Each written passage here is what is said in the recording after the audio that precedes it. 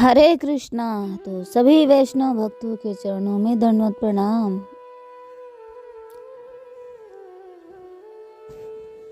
भक्त प्रहलाद महाराज की अनसुनी कहानी। तो अभी तक हमने भाग 2 को श्रवण किया है कि किस प्रकार छोटे से बालक 5 वर्ष के बालक ने अपनी तपस्या साधना के बल पे भगवान को अपने अधीन कर लिया। भगवान भी उनके बस में हो गए और किस प्रकार उन्होंने तप किया, किस प्रकार जल छोड़ा, वो फिर वायु भी छोड़ी, फिर सांस भी लेना छोड़ दिया। तो अभी तक हमने ये श्रवण किया है भाग 2। आज का हमारा जो भाग है वो 3 है। तो चलते हैं हम अपनी कथा श्रृंखला की ओर। संसार में प्रत्येक मनुष्य के सामने 2 प्रकार की बातें आती हैं, एक तो सुनीति की और दूसरी सुरुचि की। जो रुचि शुभ नीति का विरोध करती है वह रुचि कुरुचि है। हम अपनी उदारता से भले ही उसे सुरुचि कहें। सुरुचि के अनुसार चलने पर उत्तम सुख भोग कुछ दिनों के लिए प्राप्त हो सकता है, परंतु ध्रुव अथवा स्थायी लाभ सुनीति के अनुसार चलने से ही होता है।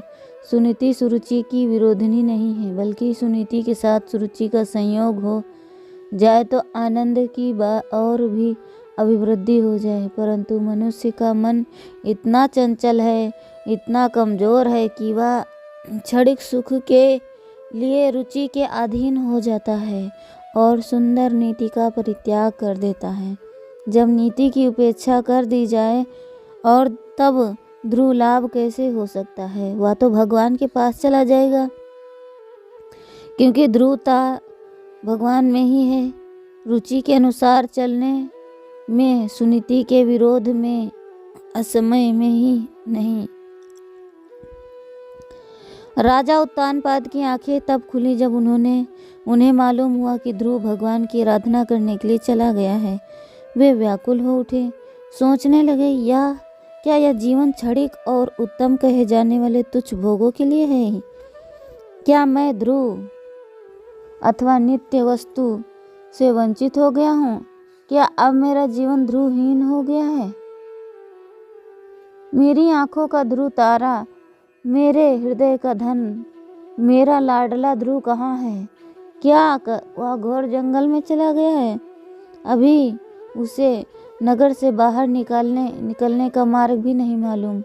उसे कभी पैदल चलना ही नहीं पड़ा। क्या खाना चाहिए, क्या नहीं खाना चाहिए, जंगली वस्तुओं की उसे पहचान भी नहीं। 5 वर्ष का नन्हा सा बालक क्या खाएगा, क्या पिएगा?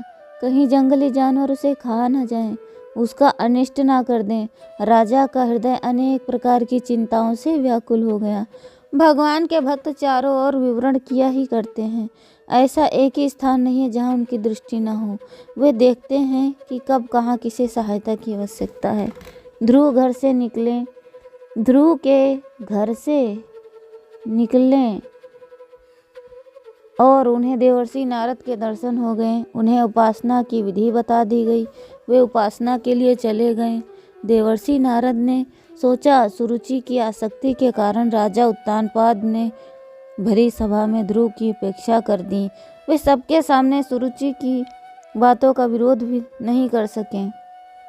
इससे क्या होता है? वे स्वयंभू मनु के पुत्र हैं, उनकी बुद्धि निर्मल है, उनका हृदय उदार है। उस समय नहीं, परंतु अब उनके हृदय में बड़ी पीड़ा हो रही है। चलकर उन्हें समझाना चाहिए, उन्हें निश्चिंत करना चाहिए। वे ध्रुव के लिए इतने व्याकुल रहेंगे तो संभव है ध्रुव की तपस्या में भी कुछ उजाट हो जाए। देवर्षि नारद राजा उत्तानपाद के पास आए।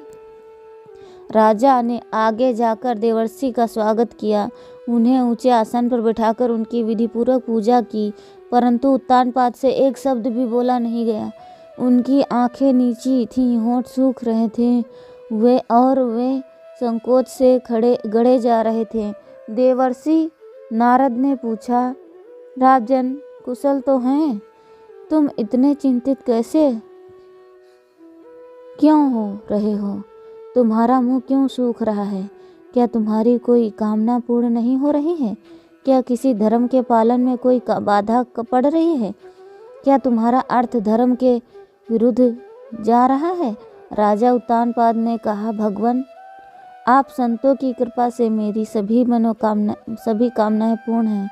भगवान की अपार दया है, अर्थ और धर्म का निर्वाह हो रहा है, परंतु एक ऐसा अपराध मुझसे हो गया है जिसके कारण मैं बहुत ही व्याकुल हो रहा हूँ।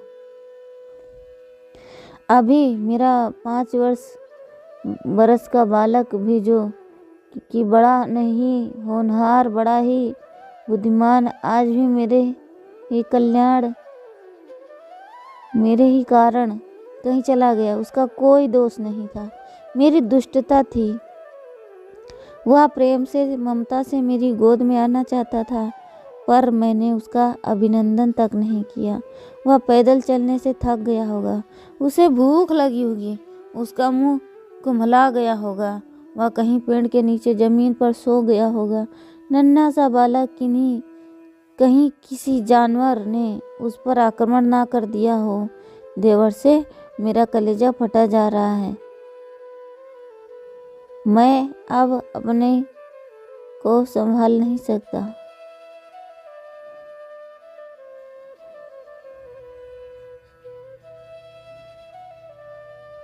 देवर्षि नारद ने, राजन, शोक मत करो, जो भगवान के मार्ग में चलता है उसका अनिष्ट कभी नहीं हो सकता।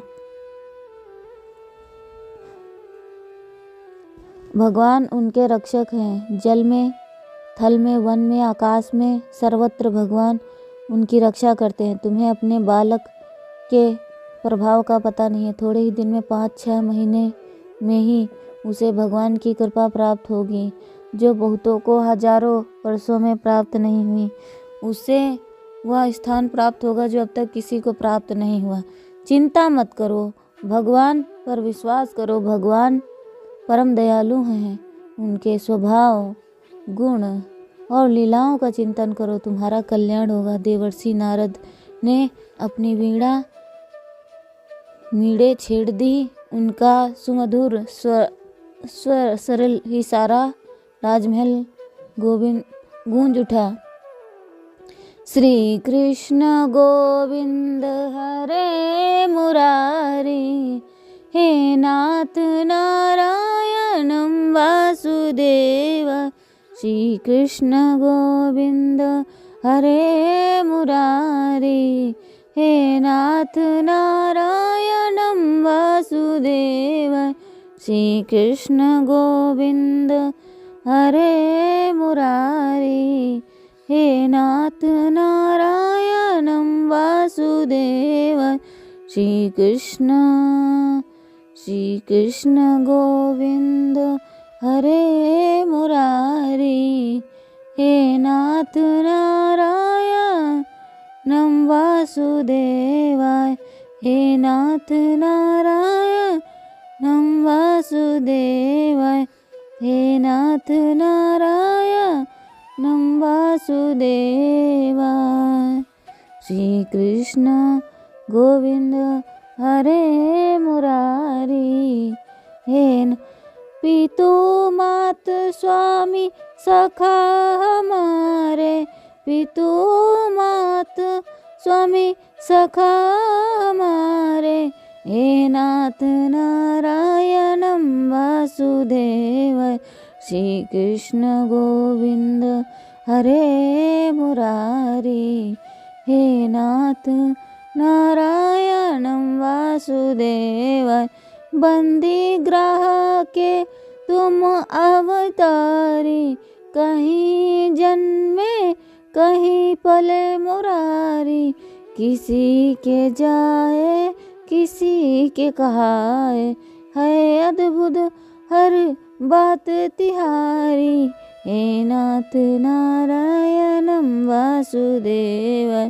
श्री कृष्ण गोविंद हरे मुरारी, हे नाथ नारायणं वासुदेवाय। मुरारे की रसमयी ध्वनि से क्षण भर में वहाँ का सारा विषाद दूर कर दिया। देवर्षि नारद चले गए और राजा उत्तानपाद ध्रुव के कल्याण के लिए, ध्रुव की प्राप्ति के लिए भगवान की आराधना करते हुए अपने दिन बिताने लगे। उन्होंने सुरुचि की अधीनता त्याग दी, सुनीति की अधीनता स्वीकार की।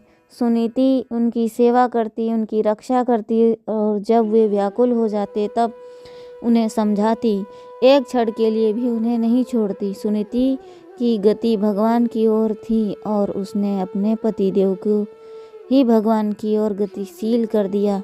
अब भला ध्रुव इन्हें क्यों नहीं मिलेंगे। हरि बोल।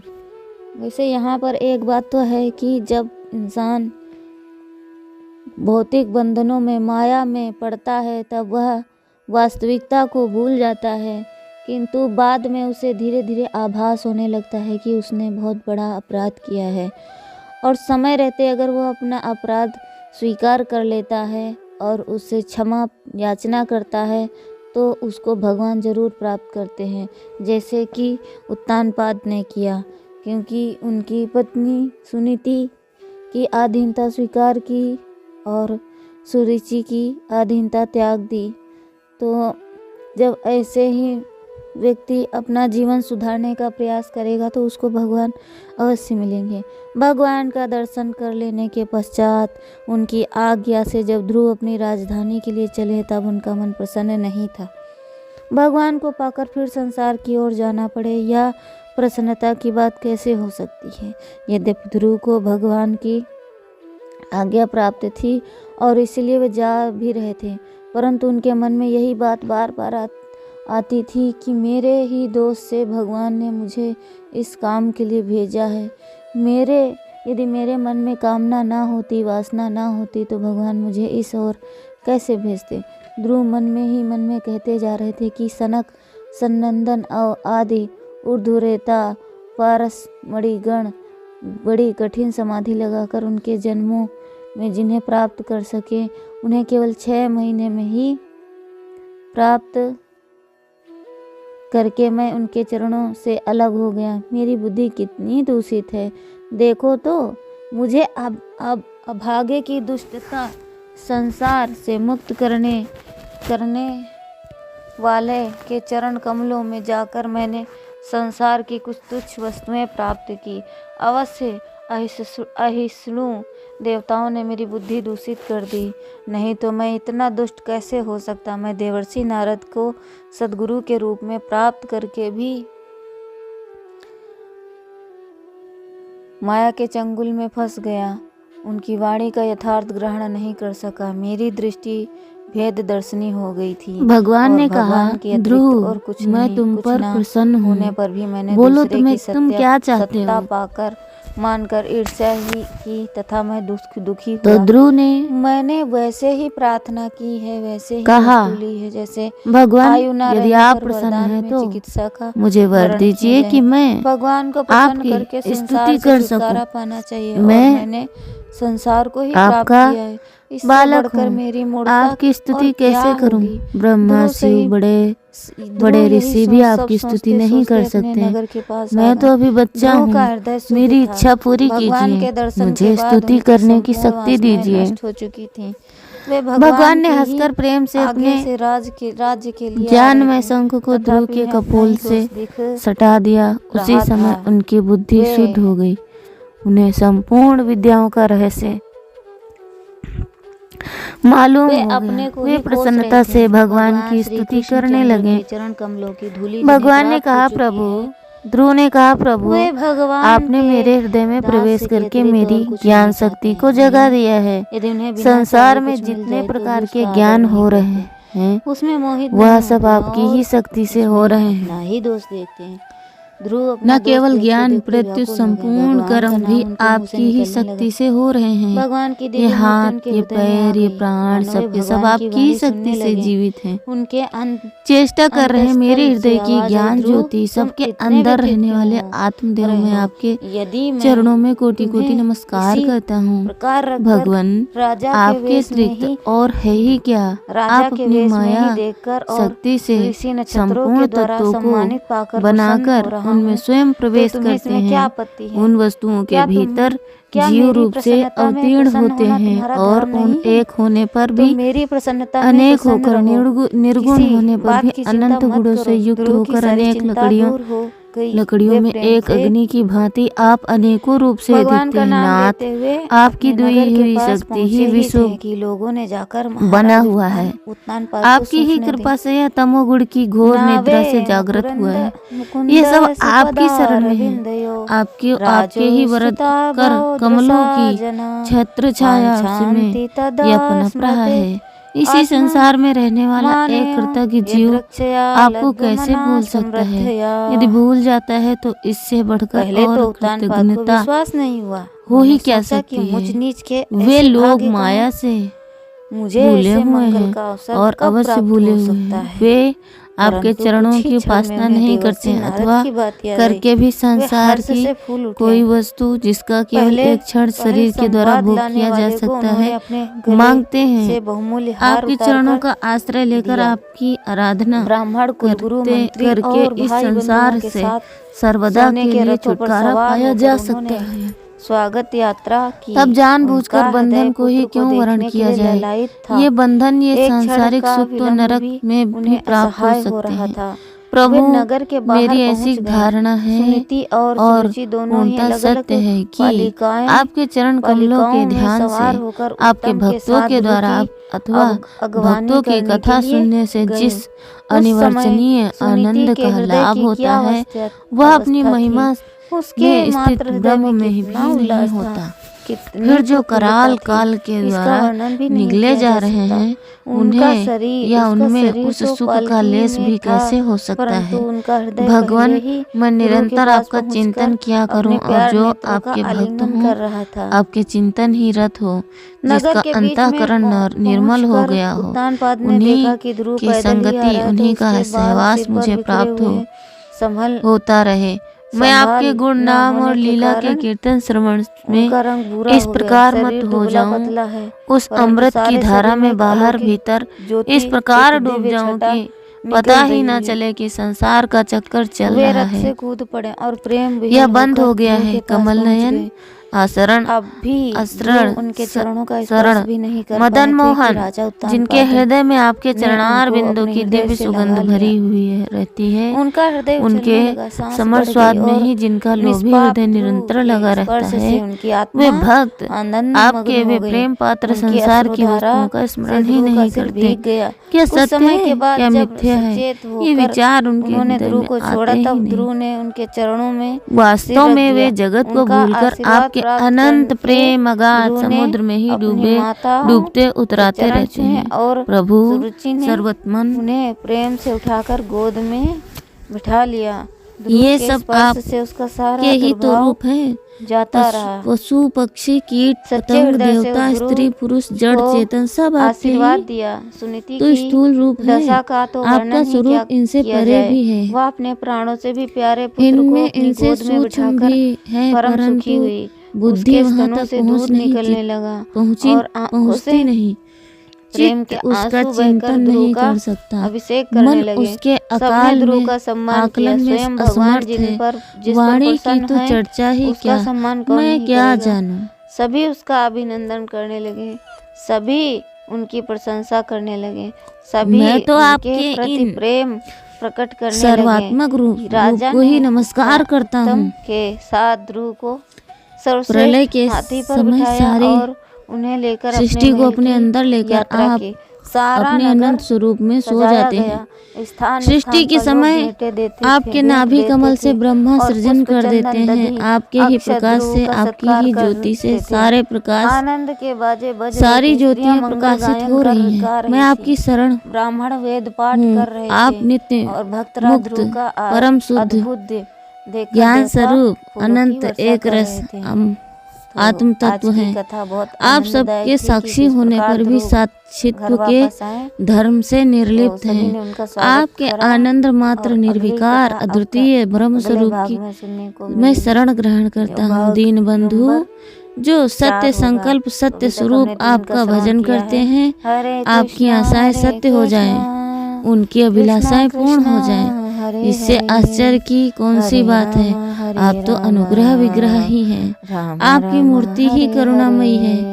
आप अपने भक्तों की रक्षा करने के लिए सदा सर्वदा कतार रहते हैं। जैसे गौ अपने बछड़े से प्रेम करती है, उनकी रक्षा दीक्षा स्वयं करती है, वैसे ही आप अपने सभी शिशुओं का ध्यान रखते हैं। स्वामीन, मैं आपकी प्रयास करेंगे। स्वामीन, मैंने अपनी कामनाओं की पूर्ति के लिए आपकी आराधना की है, परंतु आपकी अपार कृपा का क्या